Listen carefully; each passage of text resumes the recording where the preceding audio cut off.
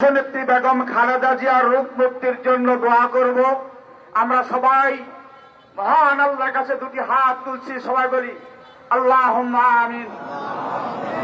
ربنا ظلمنا أنفسنا وإن لم تغفر لنا وترحمنا لنكونن من الخاسرين. ربنا آتنا في الدنيا حسنة وفي الآخرة حسنة وقنا عذاب النار. يا الله মাবুদ মাওলা, আমাদের প্রাণ প্রিয় নেতা, আমাদের রাজনৈতিক মা, আমাদের অভিভাবক আল্লাহ বেগম জিয়া অত্যন্ত অসুস্থ মাওলা, তার সাফায়াত কামনার জন্য, তার রোগ মুক্তির জন্য লক্ষ জনতার সামনে লক্ষ জনতাকে নিয়ে মাওলা তোমার কোরআনে কারিম ফুরকানে আজিম থেকে সূরাতুল ফাতিহা তেলাওয়াত করেছি, ইখলাস তেলাওয়াত করেছি, তোমার নবীর নামে দরুদ পড়েছি মাওলা। সমস্ত ভুল ত্রুটি তুমি মাফ করে দাও আল্লাহ। যারা পরিমাণ সওয়াব যদি তোমার দরবারে ইলাহিতে কবুল হয়, মকবুল হয় আল্লাহ, লক্ষ কোটি কোটি গুণে বাড়াইয়া দিয়া হাদিয়াটুকু সোনার মদিনায় নবী পাকের রওজাতুল মুবারকে বকশিশ দেয়া দাও আল্লাহ। সারা পৃথিবীর সমস্ত মুর্তাদের উপর বকশিশ ফরমাও। বিশেষ করে মাওলা, যিনি বাংলাদেশে গণতন্ত্র প্রতিষ্ঠা করেছিলেন, শহীদ প্রেসিডেন্ট জিয়াউর রহমান, তিনি জনগণের জন্য পাগল ছিলেন মাওলা। আল্লাহ ইসলামের একটা ভবিষ্যতের কবরে আল্লাহ তুমি বকশিশ করে দাও আল্লাহ। মাওলা কারীম, তুমি তোমার কুদরতি চোখ দিয়ে তাকিয়ে দেখো এই খেলার মাঠে আল্লাহ, লক্ষ লক্ষ জনতা নিয়ে আল্লাহ তোমার কাছে কামনা করতেছি মাওলা, আমাদের কলিজার টুকরার মতো আল্লাহ জিয়াকে, বেগম জিয়াকে তুমি সুস্থ করে দাও আল্লাহ। আল্লাহ আমাদের কাছ থেকে আল্লাহ তাকে তুমি উঠাইয়া দিও আল্লাহ। মাওলা কারীম, বিগত বছর আল্লাহ জালেমদের জুলুমে নির্যাতিত হয়ে আল্লাহ বহুবার তাকে দেশ থেকে তাড়ানোর জন্য চেষ্টা করেছে আল্লাহ। এই দেশের মাটির জন্য, মানুষের জন্য, দুঃখী মানুষের পাশে দাঁড়ানোর জন্য নিজের জীবনকে বিসর্জন দিয়েছে। এই আমাদের দেশ থেকে তিনি পালিয়ে যায় নাই আল্লাহ। নিজের সন্তানকে হারিয়েছে, জালেমেরা তার সন্তানকে বিদেশ পাঠিয়েছে, তাকে পাঠানোর জন্য চেষ্টা করেছে আল্লাহ। তিনি বলেছেন বাংলাদেশের এই নির্যাতিত মানুষকে রেখে আমি সুখী হতে চাই না আল্লাহ। নির্যাতিত মানুষের পাশে থেকে আমি তাদের সেবা করতে চাই আল্লাহ। এই মানুষটা আল্লাহ নির্যাতনে নিষ্পৃত হয়ে রোগশোকে আল্লাহ কাতর হয়ে গেছে আল্লাহ। যিনি দেশের মানুষের পাশে দাঁড়িয়েছিলেন আল্লাহ, গণতন্ত্রের পাশে দাঁড়িয়েছিলেন আল্লাহ, তিনাকে ছাড়া আল্লাহ এ দেশের গণতন্ত্র নিরাপদ না। বেগম জিয়াকে ছাড়া এই দেশের গণতন্ত্র টিকসই হবে না, গণতন্ত্র থাকবে না মাওলা। আল্লাহ তাকে তুমি পূর্ণাঙ্গ সুস্থ করে আমাদের মাঝে, আমাদের মাঝে আবার তাকে তুমি ফিরিয়ে দাও আল্লাহ। আল্লাহ সামনে সংসদ নির্বাচনে আল্লাহ আরেকবার তাকে আল্লাহ প্রধানমন্ত্রী হিসেবে দেখতে চাই আল্লাহ। আল্লাহ তুমি কি আমাদের কান্না শুনতে পাও না? অবশ্যই শুনতে পাও মাওলা।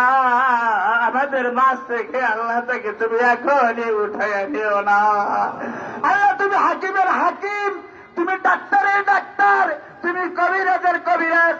তুমি যদি কোনো কিছু করতে চাও কোন শব্দ বলে ফায়াকুন, অমনি হয়ে যায়।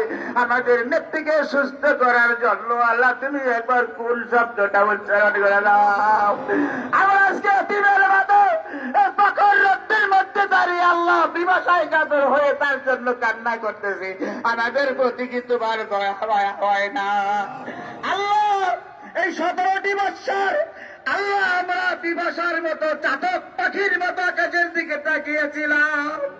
আল্লাহ এদেশ থেকে জালেমের জুলুম বিতাড়িত হবে, আমাদের নেত্রী আবার আমাদের মাঝে এসে আল্লাহ সেই জনগণের কথা বলবে, জনগণের কথা বলবে, আল্লাহ গণতন্ত্রের কথা বলবে। আল্লাহ আল্লাহ তুমি তাকে সুস্থ করে দাও, আমাদের মাঝে থেকে আবার ফিরিয়ে দাও, আমরা তাকে সংসদে আল্লাহ প্রধানমন্ত্রী হিসেবে আর একবার দেখতে চাই।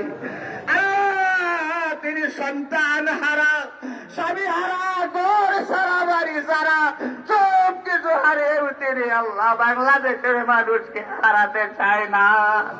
আল্লাহ আমার মনে হয় পৃথিবীতে এমন দরদি রাজনৈতিক মার জন্ম হয় নাই, মনে হয় কিয়ামত পর্যন্ত জন্ম হবে না। আল্লাহ আল্লাহ তুমি তাকে সুস্থ করে দাও, আল্লাহ তাকে তুমি মাফ করে দাও। আল্লাহ তার হাতকে শক্তিশালী করার জন্য মাবুদ বাংলাদেশের রাজনৈতিক মাঠে তাকে বিচরণ করার তৌফিক দান করে দাও মাওলা। আল্লাহ সোয়াবের একটা অংশ তার কলিজার টুকরা আরাফাত রহমান কুকুট দান করে তার কবরকে প্রশস্ত করে দাও।